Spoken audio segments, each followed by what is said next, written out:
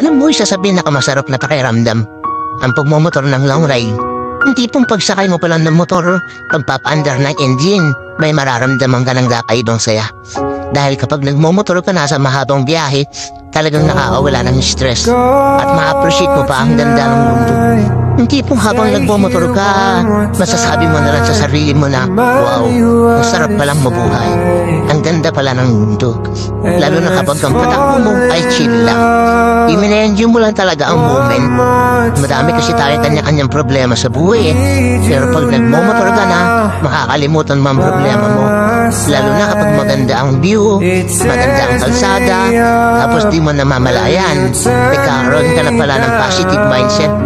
Dahil magaan ang pakiramdam mo Kaya kapag stress ka na, kailangan mo lang din talaga minsan ng mahabang biyahe bilang isang pahinga.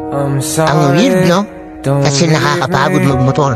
Pero ito yung pahinga na gustong-gusto ng marami. Pero sasabihin ko sa'yo, hindi katawan ang napapahinga kapag naglo-long ride ka. Kung di ang utak mo, kung di ang sarili mo mismo. Kaya deserve mo rin mag-enjoy. Deserve mo makarating sa magagandang lugar. Deserve mo ng bagong experience, ng bagong kwento. Ang buhay ay isang mahabang biyahe. Madami kang pagdadaanan, iba't ibang uri ng kalsada, malubak, mabuhangin, madulas. Kailangan mo lang din talagang mag-ingat. At pwede kang momento para magpahinga. Tapos, biyahe na ulit. So, paano ba yan? Hanggang sa muli, ride safe always at huwag kakalimutan magdasal bago bumiyahe. Everyone's TV. Peace.